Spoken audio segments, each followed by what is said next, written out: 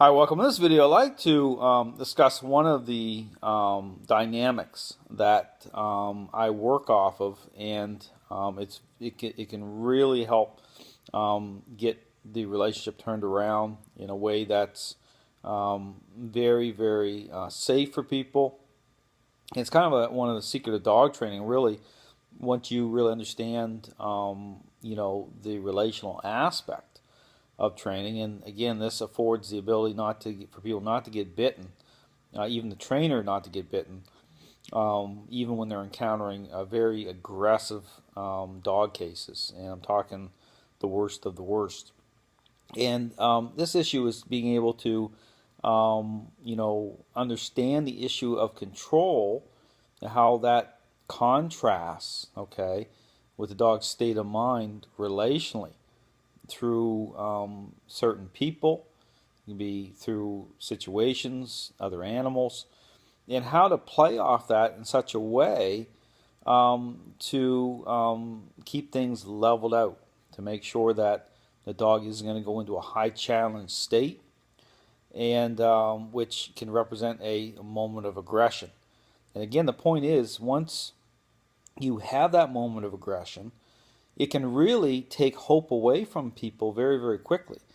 And the thing to really think about and consider is this is where understanding this picture, the issue about moving beyond appearances, and just how much control a dog can actually have in a relationship, which can be a tremendous amount.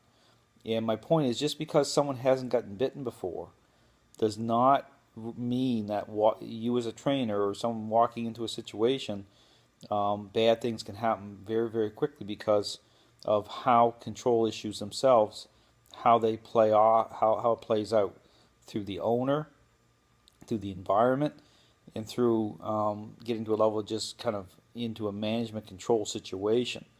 And the dog's motives can be completely rotten.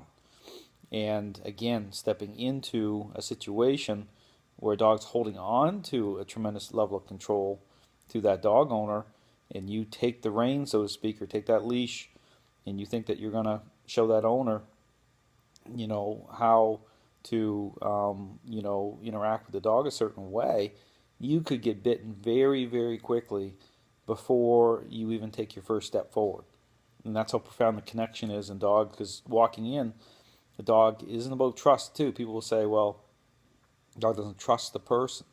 Well, no, actually, the dog has a sense of the person coming in, under the authority of the owner as a visitor or as a friend. Is not to do with that. It's to do with the issue about control, and the dog being in control and losing control, or anticipating losing control based on the personality type of that person, how that person thinks. That dog will flash over, and very quickly you have a very bad moment, and then the owner's like, where did that come from? I mean, things looked, and again, this is the appearance things looked fine, except for, okay, again, I talk about this except for part of it. The except for is the actual truth of the relationship. The things looked a certain way, it's how things appear because of these issues about control, okay, what they represent. And again, something bad happens, and again, hope is lost, because maybe it happened with the trainer or a certain person, it's really going to unbalance that dog owner, because they're going to try to reconcile that, like, man, I mean, done. And even that, maybe the trainer will, frame that up that way. But, so when you understand, here's the point, when you really understand how control itself, about motives of dogs and control issues and how they play off each other, you can walk into a situation and you don't even have to give that information. I'll tell people, like, they'll see it anyway. They'll say, man, this is like bad, but you're not going to, kind of create that situation. This is why when I walk in a situation, owners sometimes will want to say, well, can I show you or look at this? I don't want, I already know what can happen or what will happen. No, I'm stepping into it right away with the context of change. Okay, and I'll frame it up as I go, but you have to understand about how it frames up. But again, the point is, when you step in, then you know that, okay, number one is, I'm not going to take that dog.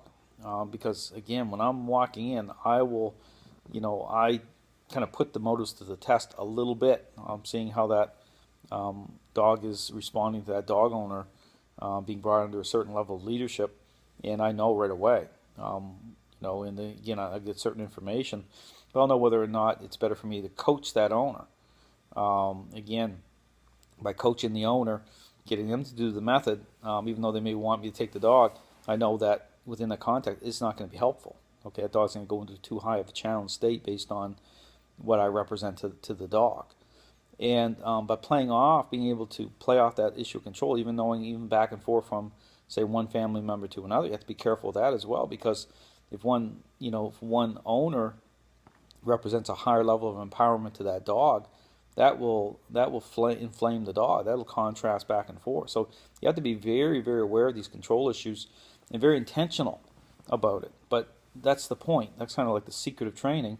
When you really get a understanding of the depth of what's happening and understand about motives and these control issues, it allows you to move into a situation regardless. It could be a very, very difficult, challenging situation with a very, very aggressive situation, and you can still have a very positive outcome, okay, because you understand exactly the roadmap. You're looking at the roadmap differently. You're able to control what's happening and keep it very leveled out, very safe for the dog owners, everyone involved, and come to a great conclusion. So anyway, just something to think about. If you want answers, if you're looking for information, encourage you to check out my website. I approach training differently.